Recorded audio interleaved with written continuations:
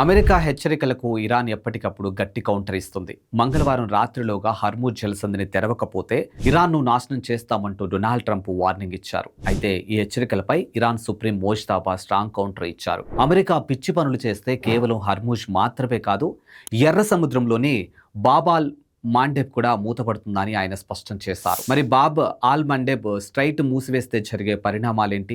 ఎర్ర సముద్రంలోని ఈ బాబ్ ఆల్ మాండెబ్ ద్వారా ఆయిల్ మరియు ఇతర నిత్యావసర వస్తువులు రవాణా జరుగుతుంది. హర్మూజ్ ద్వారా 20% పైగా చమురు రవాణా జరిగితే బాబ్ ఆల్ మాండెబ్ ద్వారా కూడా భారీగానే ఆయిల్ రవాణా జరుగుతుంది. ముఖ్యంగా హర్మూజ్ మూసివేతతో సౌదీ అరేబియా తన ఆయిల్ ఎగుమతుల కోసం ఈ మార్గంపైనే ఎక్కువగా ఆధారపడుతుంది.